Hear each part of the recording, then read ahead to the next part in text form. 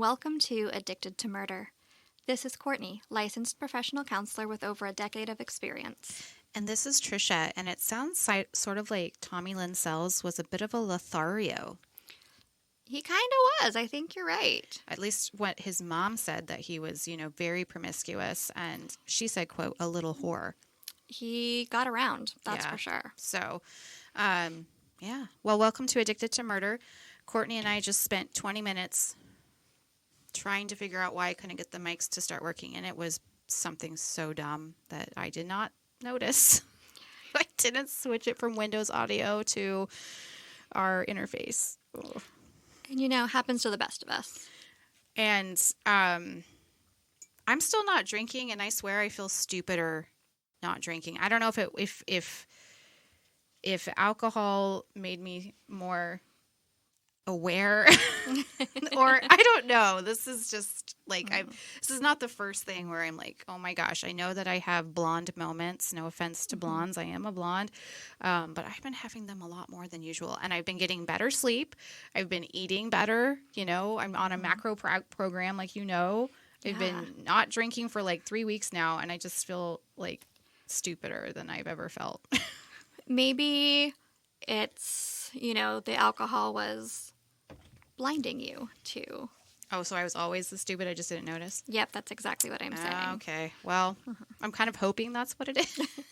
Not that you're stupid. We all make mistakes. Oh, I do my fair share of dumb things where I don't know if I don't have ADHD, I don't think, but sometimes I feel like maybe I do because anyhow, on with the next part 2 of Tommy Lynn Sells, and it gets a lot worse.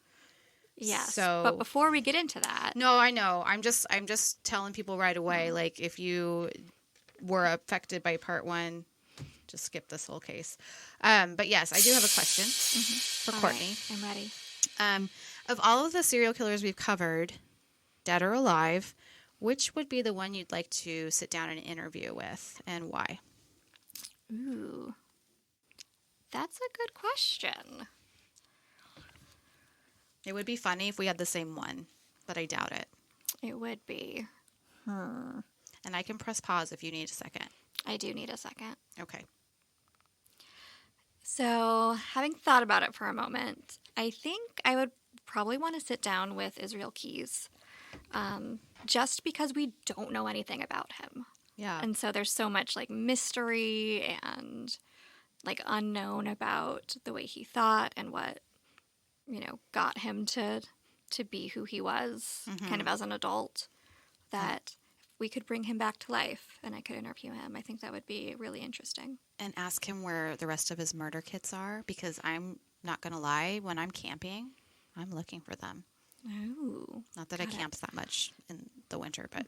Right. And I want to know, maybe he's would legally not be allowed to tell me this, but I want to know what happened when he was overseas in the military.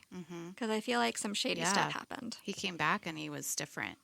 Exactly. And he got in a really weird way. Like, he didn't even have a social security number. Right. And was in, like, an elite unit. And was, like, on paper, didn't exist because his parents didn't ever do anything to put him in the system. So how did he even get into the military? Right. It's a good one. I chose... Wait, was that the end of your answer? Yes. I chose Randy Woodfield. Only because, like, that dude had so much going for him. I mean, he had a good family. He had he was good at sports in high school. He was popular. He got onto the Green Bay Packers. He almost got into Playgirl. Like, so much things that people might aspire to in some way, and yet he threw it all away. And became evil. And then the whole thing with Diane Downs, man, like, his story is a trip. And I wonder, if he would, like, try to charm me and use his machismo. I wonder how long it would take for him to start flirting with you. Right. And if he would, like, do the interview and take off his clothes, because that's what he would do to female guards in the past. He would flash them. He would definitely send you nude pictures of himself after. Possibly before. Oh man. So, and he's in Oregon. I mean, it's a potential That's true. thing that maybe could happen. I don't know. He's like in his 60s now. Yeah, I mean, way more probable than my bringing Israel Keys back to life. Oh yeah. I mean, So. I won't use a Ouija board, but we could use like a channel or a medium or something. Yeah, no Talk thanks. to Israel Keys.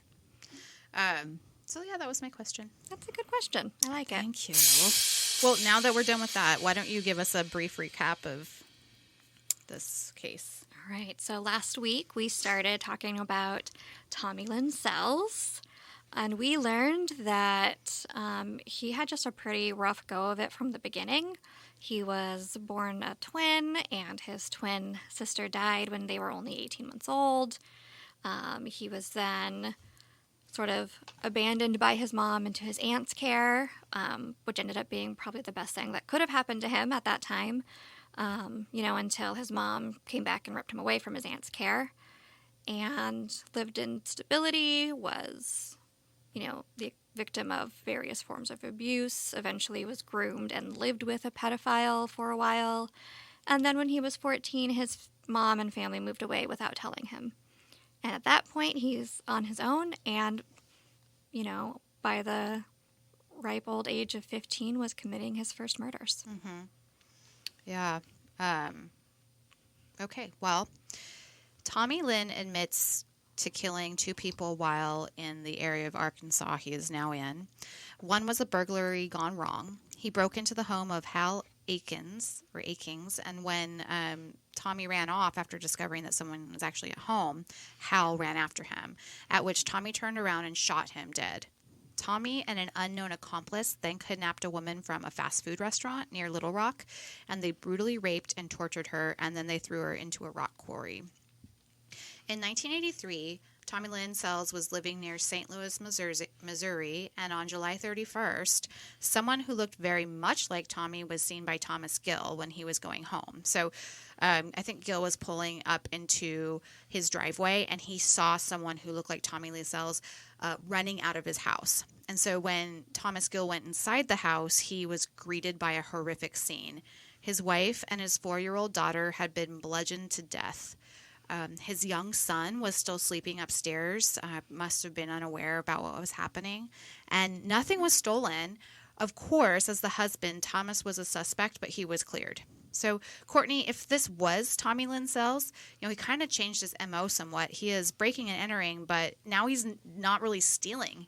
I guess there was a big old diamond ring on her hand when he left, so he didn't even, take that. He's just killing. What do you think? I think that by this point in time, Tommy is, a late teen, maybe early 20s by now. And he's graduated from killing for survival to killing for killing's sake.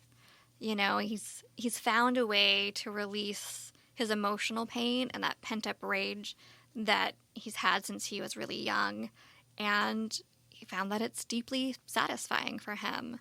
Murder had finally given him a sense of relief, if only temporarily, and he started to need and seek out that feeling. I wonder if he started so young because we're so much more impulsive when we're teenagers. So if he had that, desire, it would have been that much harder for him to not just go with it. That could definitely have played a role, yeah. Because it was, a pretty quick transition from the things he was doing in the past to just starting to kill people. Right. Yeah, definitely. So in May of 1984, Tommy was arrested for car theft. He pled guilty and got 2 years in the state penitentiary, and it was during this time that Tommy's daughter was born. He was paroled in February of 1985, and in July he stole another car and used it to get near a rehab center where he checked himself in. But his mom told the cops where he was, and they contacted him at the rehab center because he had stolen that car, so they were looking for him. Tommy panicked because he was worried about a parole violation for the car theft, and he split from that rehab center. So Rory, a soon-to-be 5-year-old, and his mother, Ina Court, went to the Taney County Fair in July of 1985. And Ina met Tommy Lynn at the fair, and they began to flirt with each other. And she eventually invited him over to her place for dinner. When they got there, they had a, quote, pleasant visit, and Tommy excused himself to use the bathroom. While he was in the bathroom, Ina decided to snoop a little bit and started to look in Tommy's backpack. I guess she took too long because he came out and he saw her in his backpack, and he was convinced that she wanted to steal his cocaine. So he went into a fit of rage and grabbed Rory's baseball bat, the little boy's baseball bat, and beat Ina viciously. He beat her all over, fracturing her skull. She's screaming, but the only other person that heard her was her son, who came out and was crying and screaming as well. Tommy then slit her throat, killing her. He then grabbed the boy and beat him as well with his own baseball bat, and then slit the little boy's throat, just as he had his mom. Tommy said he did this because he could not leave a witness. That's why he killed the little boy. Their bodies were not found for 3 days when Ina's parents finally came to check on them. Courtney, do you kind of see where he kind of reminds me of the Night Stalker, Richard Ramirez? He just seems to kill whomever, whenever, even kind of wherever. Do you believe that the reason he killed Rory was that he was a witness, or do you think he just wanted to kill the little boy regardless of circumstance? So I do see parallels between Tommy and Richard Ramirez. Both seem to choose victims of opportunity and without discrimination. Although Tommy was not killing to please Satan. So that is, one big difference. He was killing to please himself. As for the reason why he would kill Rory, I think that there's a part of him that was wanting to eliminate a witness. But I also think that there was a bigger part of him that enjoyed killing Rory. If Tommy had just wanted to eliminate a witness, he could have killed him simply and quickly. But instead, he took the time to beat him. He's certainly now has crossed a very horrific line at this point into, killing children as well as adults. Yeah, and I mean, you're right. He could have killed little Rory in a much less savage way if that was the end game. Right, exactly. On September 9th, 1985, Tommy had 3 underage female passengers in a car. I'm assuming he's stolen.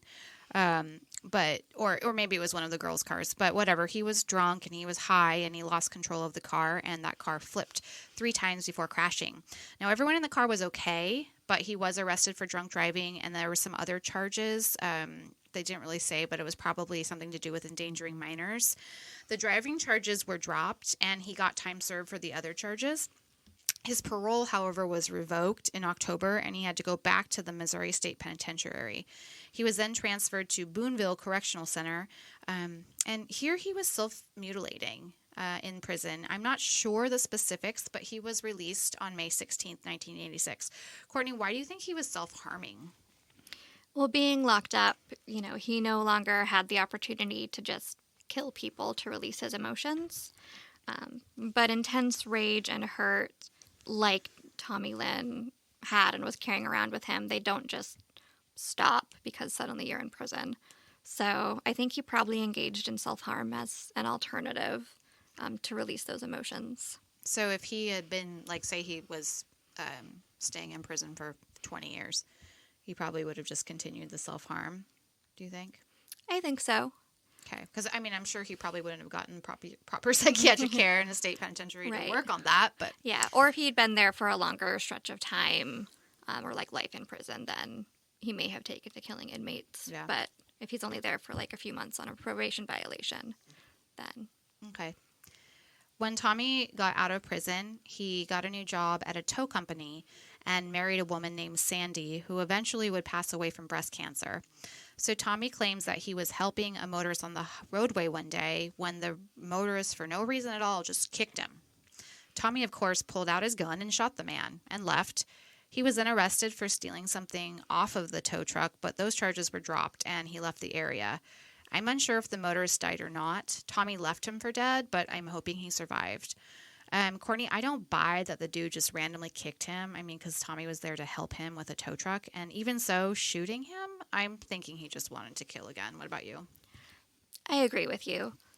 One of the things we know about serial killers is that killing becomes a very strong urge or compulsion. And the longer they don't act on that urge, the more psychological or emotional pressure builds up, And so because of the intensity of his emotions, Tommy had a very low threshold for tolerating any sort of aggravation or stress, and was more likely to interpret or misinterpret others' actions as being malicious, even if they weren't. So my guess is this motorist accidentally made contact with Tommy's leg or something, and Tommy automatically assumed that it was intentional and acted out of anger and rage. Well, and it could also be a PTSD response, maybe from the childhood abuse he got from that pedophile. Yeah, absolutely. Like a trigger, if a guy touched his leg. It could have been, yeah. I don't know. His next stop was Arkansas Pass in Texas, or Aransas Pass in Texas. He got a job with a shrimp boat. On one of the 30-day voyages, Tommy OD'd on heroin, and he awoke sometime later, but it must have scared him enough because he never went back out onto the water again. There is speculation that he killed one 9-year-old Mitchell Xavier and a 20-year-old by the name of Jennifer Dewey in Fremont, California, sometime around when this happened. So yeah, he's a drug user, heroin and pot and cocaine. Yeah. By April of '87, cells traveled all the way up to Lockport, New York, near Niagara Falls. It's thought that he killed Susan Corks while here, after she left a bar, she got in a fight with her boyfriend and she just never made it home. Her skull was found 8 years later in a canal near the falls. Sells claims that 2 days after her disappearance, he woke up hundreds of miles away with blood on his clothing. So I'm not really getting this guy. Either he really has memory lapses, or he's too high to remember what he's done, or he's just full of shit and says he doesn't remember all that he's killed. Or even scarier, he's killed so many people that he just loses track. What do you think, Courtney? I believe that all of those explanations are possible and likely working together to create a lot of confusion for us, for law enforcement, and probably for Tommy Lynn himself. We talked about dissociation a couple weeks ago when discussing Anthony Sowell, and I think it's definitely possible, given Tommy's trauma history, that Tommy also experienced dissociative episodes where he lost time and wasn't sure what happened. And then throw in copious amounts of drugs, a lifestyle that's wandering, and, there's little structure around time or days. And, there's probably a lot of things that Tommy did that he can't fully remember. What we do know is that these murders did happen and that Tommy claims to have done them or is suspected of doing them. You mentioned Israel Keys earlier. Israel Keys would murder all over the country. I mean, granted, he had a home base, but it was really hard. I don't think the police even know that the string of murders were related for Israel Keys until they brought him in, and then he told them that. So I could see how with Tommy Lynn all over the place, and not necessarily killing the same victim type, not using this. I mean, a lot of times he would beat them. Sometimes he'd strangle them. Sometimes he'd slit their throat. So it would be really hard for law enforcement to even put together at this time that there was a serial killer all over the place. Absolutely, right? And this was before computerized systems, so there was no communication between different jurisdictions or different states. Yeah. And so you could go one county over and they would never connect the two. Yeah. In 1987, Stephanie Stroh was on a hitchhiking trip going all the way from New York back to her home in Oregon. She and a friend went all the way to Salt Lake City together before Stephanie struck out on her own. While hitchhiking, she encountered Tommy Lynn, who was she was on her way to Reno, and Tommy offered her a ride. He then offered her some acid for the drive, so she took that drug, and when she started to trip, Tommy Lynn strangled her to death. Tommy had stolen the truck they were using, and in the bed of the pickup just so happened to be a wash tub and a bag of quick dry cement. He put Stephanie's feet in the tub with the concrete and left her hanging over the truck bed overnight. The next day, he dragged her and her belongings to a 30-foot wide hot spring. And I guess this was not a hot spring that you went and you sat in. This was an extremely hot spring. And he dropped her in, and she sank to the bottom, along with her belongings. When her parents realized she was missing, they did all they could to find her, but the road she had been seen on was one of the most heavily trafficked roads in the country, and it would have been nearly impossible to figure out who she had gotten picked up by. So they even contacted a psychic who told them that Stephanie's body was at the bottom of a well or a mine near a town with 4 syllables in its name, and the last town she had been seen in was Winnemucca. The psychic also said, quote, "I see her feet in concrete. Her body has never been found." Courtney, what do you think about the psychic? I'm assuming you don't believe in psychic abilities, but they did get the concrete bit correct and possibly the 4-syllable town. If Tommy is telling the truth about what he did to her, of course. Yeah, so you're correct. I'm a big skeptic when it comes to psychics. And so maybe they did guess some right details in this case. But there are many, many cities whose names are 4 syllables long. And in Nevada, during the 1980s, mafia and mob bosses were in control. And we know how much they enjoyed sinking people into water using concrete. I kind of got grossed out when I read about this one because I was just thinking about, I don't know, the whole so hot of a hot spring. And what that would do to a body. Yeah. Yes. Mm-hmm.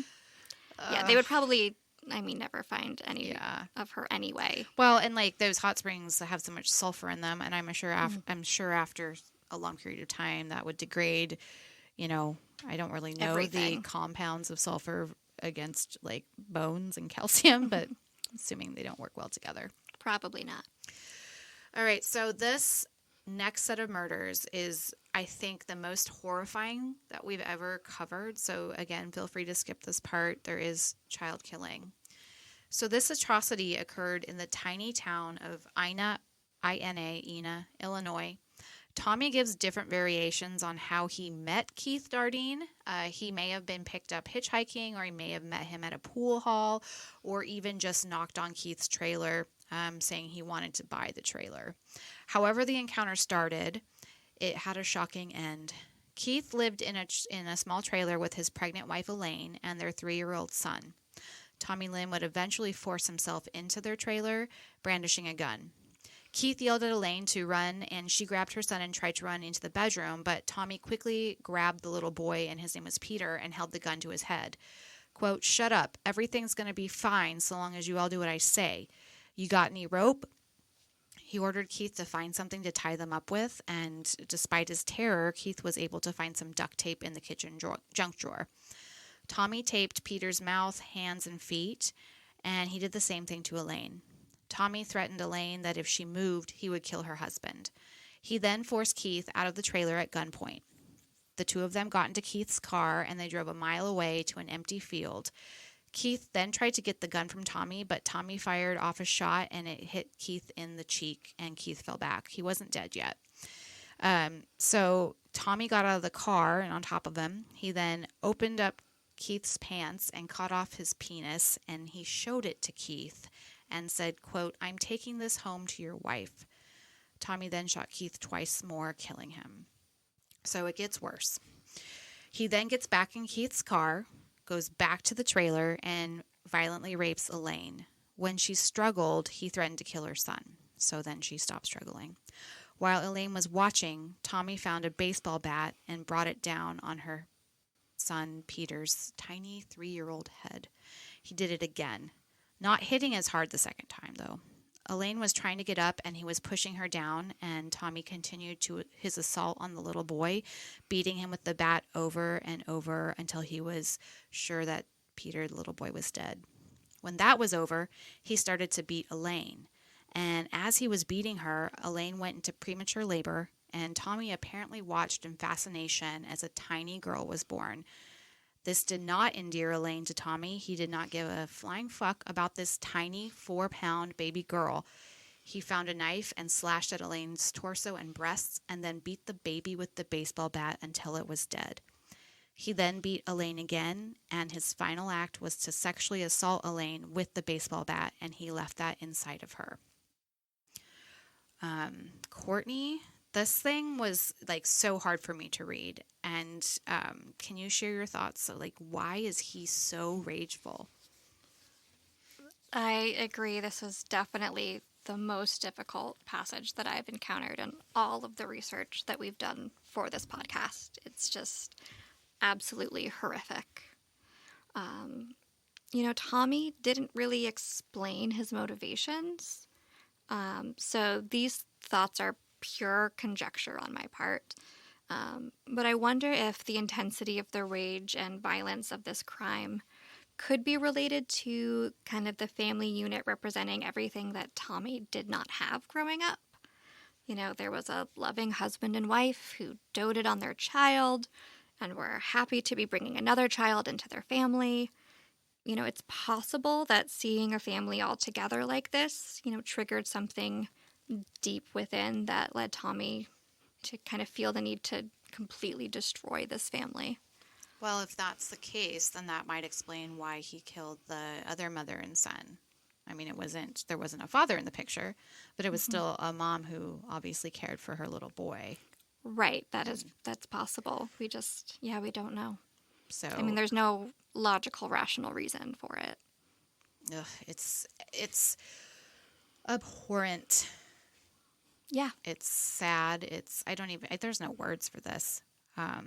I really hope that they were able to disassociate and not feel the pain or know what's going on. I don't know. I can't. I have to not put myself in these people's shoes because it's so horrific that I'll get kind of lost in it so yeah. I try to sound detached. I don't know if I do, but I'm trying to detach myself. And Courtney's a little better at doing it. It is something that I've had to kind of learn to do with my job and, hearing trauma stories as frequently as I do. Especially from the kids' mouths. Right. Yeah. But that doesn't mean that it doesn't still, oh, sure. poke at those emotions. Yeah. I mean, this is just to say, everyone, if you know a therapist, pat them on the back because this is the kind of stuff, adults or children, that they listen to on a daily basis, sometimes 6, 7, 8 patients a day. Not everyone has the same level of trauma, but it's got to be really hard, and it could be a high burnout career. And I mean, I don't know, Courtney, if the things that you do that help you cope, or if it just takes a while for you to if you do it enough, like a police officer, when they kind of get a little, seeing the dead body anymore might not bother them as much as it did because you just accept it and it's part of life and you detach yourself, Right. I think some of that is true to a certain degree. Kind of the more exposed you are to something, the more desensitized you are. But I also think, there's a conscious effort of compartmentalizing and recognizing that what you can do is be with your clients in that moment and support them right now. Yeah. And really focusing on that is the most important thing, I think, for me. Well, I'm glad that you help all the kids that you do. Well, thank you. So, I mean, I thought at one point that I might go into therapy work, but I can't do it. So, good for you. Thanks. Grateful for you. After Tommy moved all of the bodies into the bedroom and wiped away any traces of him, he stole Keith's car and drove off. When the police came to the scene, Keith's body wasn't there because, remember, Tommy shot him about a mile away. So, of course, he became the, prime suspect in the murders. But his body was found within a couple days by some hunters, so he was, cleared. But that meant they had no leads. Tommy Lynn did not hunt in the same area again. I probably shouldn't have said hunt because I just said hunters. But Tommy Lynn basically left. So he traveled all over the place, as we talked about. His moniker, the cross-country killer. So the murders were...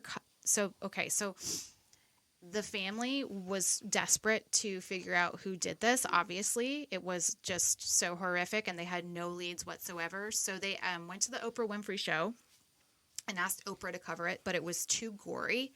So Oprah's people denied it. I don't blame them. It was daytime talk television. So then they went to America's Most Wanted, and America's Most Wanted at first said, no, we're not going to cover the story. But then they did cover the story. But unfortunately, it didn't yield any results because Tommy is such a vagabond, just vagrant going all over the place. Anyhow, so after this, he went to Florida and he worked road construction on I-75. He moved out of that state when he encountered a snake. So apparently he's afraid of snakes. He was fishing and there was a snake in the water and it scared him enough to leave Florida for good. I wish I could throw a shit ton of snakes at him. Then I'd feel sorry for the snakes, but whatever. He then went back to Missouri, then up north to Salem, New Hampshire, where it is thought that he raped and stabbed to death an 11-year-old girl before placing her on railroad tracks. Before she was found, unfortunately, she got ran over by a freight train. Next, Tommy Lynn was in Salt Lake City, where he charmed a woman and her 3-year-old son into holding up a sign saying they were homeless and begging for money. After a few weeks of doing this, all of them got into a stolen van and went to Idaho. Well, Tommy killed both of them and dumped them into a river after he stole all the money they had gotten from panhandling. I mean, what a giant piece of shit. In Arizona, Tommy killed a homeless man that he said stole weed from him and, didn't pay him back. He killed him while he was in the embrace of another man on the street and snuck up behind him and did it. Mm-hmm. Tommy now went to California, where he had a few minor brushes with the law, but it put him on their radar. He claims he killed a sex worker there. So there are a few, places where he gets arrested for things. So there's kind of a timeline that at the end of all this, they can kind of see where he was based on his arrest record. Right, mostly for drugs and theft and small petty misdemeanor crimes. Yeah, I think he got speeding tickets occasionally, stuff like that. So Courtney, as we both know, these people tend to end up in Oregon at some point, and Tommy Lynn is no different. Mm-hmm. He went to Roseburg, which is about an hour south of Eugene, where we're located, and he claims while he was there, he raped and killed a young woman. On May 9th, he claimed that a hitchhiker that was headed to Washington tried to steal his drugs, so he also murdered her. That same day, he was arrested for stealing money from a firewood stand. I think it was $30. He served 15 days in the Roseburg jail and then was released. In August of 1989, he was arrested again in North Little Rock for theft, but those charges were dropped. He went back to Oakland, then to Montana, then back to California, and he was shooting up heroin in a public bathroom when that big earthquake hit.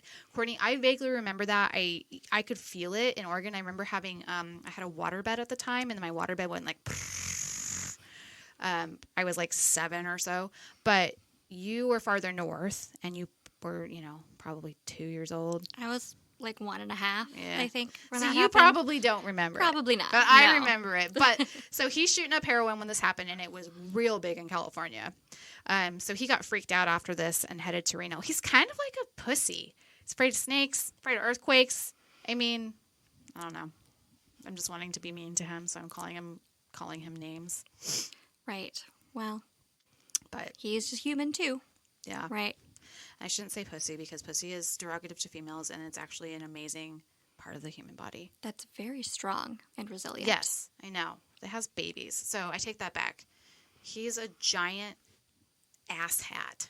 Mm. Anyways, he was arrested. Okay, sorry, I lost my thought. Okay, so after the California earthquake, he went to Reno, and he was arrested in Reno, and he was put into rehab. After 30 days, he was released, but then arrested again and put into another rehab for another 30 days. In December, he overdosed on heroin and was actually hospitalized, this time in Phoenix, Arizona. Okay, Courtney, I'm thinking this is our first killer with a heroin addiction. I could be wrong. It kind of perplexes me, I guess, because heroin's supposed to be euphoric, and he is anything but. What do you think? Didn't Richard Ramirez do some heroin for a while? Amongst all of his other things. Did he? I think so. Maybe. I'll Google it. Anyway. I can't remember. I can't keep them all straight. Right. Not important. But well, I've compared him to Richard Ramirez. It's true. So talking about heroin, right? The immediate effects of heroin are often described as euphoric. because the drug binds with opioid and dopamine receptors in the brain, which feels very good. Dopamine is that like pleasure hormone that gets released when something we like happens. And so, long-term use can lead to the brain slowing production of natural dopamine, which then leads a person to need either more heroin or more intense experiences to trigger dopamine. So Tommy, for example, got a dopamine hit from killing people. It was very exciting to him, so that could have played some role in it. He was sort of always seeking that like intense excitement and pleasure. But then also, prolonged heroin use is tied to the destruction of the white matter in your brain, which can impact impulsivity and decision-making, which he already struggled with. All I'm seeing for Richard Ramirez is cocaine, but maybe he tried heroin at one point. Who knows? But cocaine also affects the body in somewhat same way, but seems to give it like a speedy element. Right. Heroin's more of like a slow downer element. So I'm going to stop for the day. And I honestly don't know how long this one's going to be because I am only like the first third of this book. And you said it goes in chronological order. I haven't finished it. So again, the book that we're reading is called Through the Window by Diane Fanning. And it's a hard read. I don't think there's too much more before we get to the end of his spree. Good. Because I don't know how much more of these like horrible murders I can take, especially involving the children. Right. Yeah. Okay. Well, it is your turn for social media.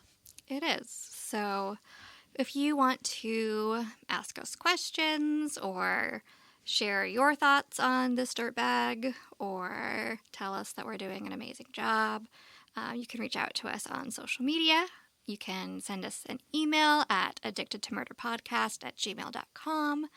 You can comment, like, follow, all those things on our Instagram, which is Addicted to M Podcast. Or you can find us on Facebook, Twitter, TikTok, and YouTube at Addicted to Murder Podcast. Yeah, please tell your friends and subscribe. We're getting close. I mean, we're still a little far away, but we're getting closer to the 10,000 download mark. Almost. We're at, 7,700, Something I think I saw yesterday. Yeah. So. And it's always bizarre to me. I tell Courtney this, like, when someone spikes, like, for some reason, Eric Napolitano was spiking. And it was before I even mentioned him. In our last episode, I mentioned him, but it was before even that. So, I don't know. It's kind of funny, though, when I see that. Sometimes I see it trending with other things that's going on in the media. Right. Or shows that Netflix. I mean, obviously, Charles Cullen. There's been multiple things about him lately, so those shows have spiked. And I really found Charles Cullen to be especially fascinating. My partner Chris did not like Charles Cullen because he was disgusted by how often he attempted suicide and felt like he was doing it for attention. But it's still got a conversation going with us. So that's always kind of fun to do. So anyhow, yeah, I don't mean to ramble so much. So I guess that's it. That's it for today. Okay. Well, be safe and we'll see you next Tuesday. Bye. Bye.